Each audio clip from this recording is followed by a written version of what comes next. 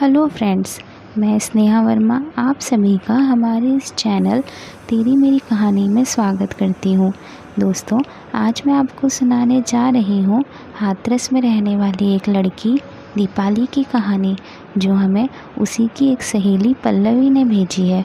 तो आइए आपको दीपाली से मिलाती हूँ।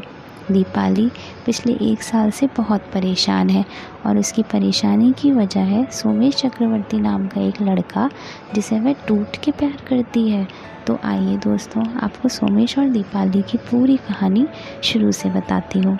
सोमेश और दीपाली कोचिंग में एक ही साथ पढ़ते थे। सोमेश उसके बैच का सबसे हैंडसम लड़का माना जाता था। लड़कियां उसके लिए दीवानी रहती थी, पर दीपाली ने कभी इस ओर ध्यान ही नहीं दिया। वो तो बस अपने काम से काम रखती थी। लेकिन एक दिन दीपाली शॉक्ड रह गई। उसने देखा कि सोमेश की नज़रें उस पर टिकी हुई हैं। पहले तो दीपाली को ये सब वहम लगा, लेकिन जब बार बार ऐसा हुआ तो उसे यकीन करना ही पड़ा।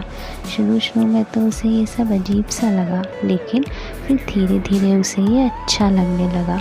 वो सोमेश को अंदर ही अंदर पसंद करने लगी। उस दिन से जैसे दीपाली की ज़िंदगी ही बदल गई। वो अपने आप पर पहले से भी ज़्यादा ध्यान देने लगी, हमेशा सच संवर के रहने लगी। एक दिन की बात है, दीपाली कोचिंग से घर लौट रही थी। तभी पीछे से सोमेश आ गया और उसने अपनी बाइक दीपाली के पास रोक दी और बोला, आओ दीपाली, तुम्हें घर छोड़ दूँ। दीपाली उसे मना नहीं कर पाई और उसकी बाइक पर पीछे बैठ गई। सोमेश ने पहले बाइक को गियर में डाला और फिर धीरे से बोला, दीपाली, मैं तुमसे कुछ कहना चाहता हूँ। क्या? दीपाली ने हिचकिचाते हुए पूछा। ऐसे नहीं, आओ किसी रेस्टोरेंट में बैठते हैं, सोमेश ने कहा।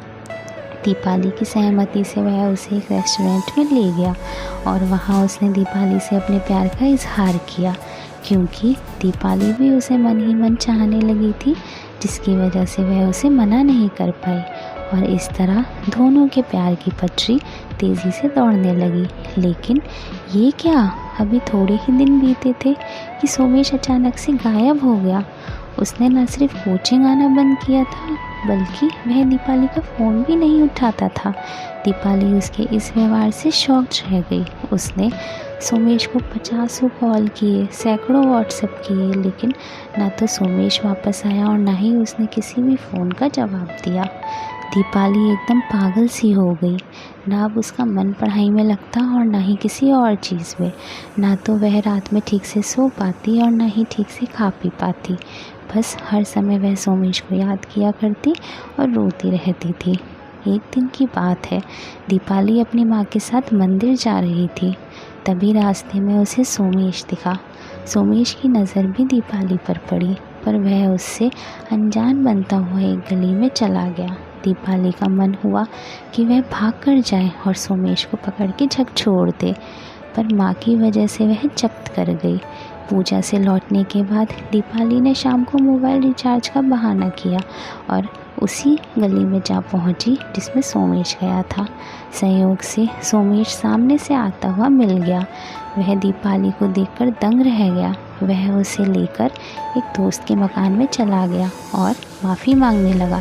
दीपाली ने उसकी बातों पर यकीन कर लिया और इस तरह दीपाली की ज़िंदगी में फिर से बाहर आ गई। लेकिन अभी ज़्यादा दिन नहीं बीते थे कि सोमेश एक बार फिर से गायब हो गया। इस बार उसका फ़ोन ऑफ जा रहा था और उसके माँ बाप भी मंदिर के पास वाला मकान खाली कर चुके थे। इस बार दीपाली बुरी तरह से टूट गई थी। उसने सभी से मिलना जुलना बंद कर दिया था और दिन भर बस अकेली पड़ी पड़ी रोती रहती थी। मुझसे दीपाली की यह हालत नहीं देखी गई। मैंने सोमेश के बारे में पता करने का निश्चय किया। मैंने काफ़ी दौड़ भाग की और अंत में मुझे इस काम में कामयाबी भी मिली। पर सोमेश के बारे में मुझे जो कुछ पता चला, उसे सुनकर तो मैं दंग रह गई। दरअसल सोमेश किसी अपराधी गिरोह से जुड़ा हुआ था और उसने दीपाली को जानबूझ के अंधेरे में रखा हुआ था।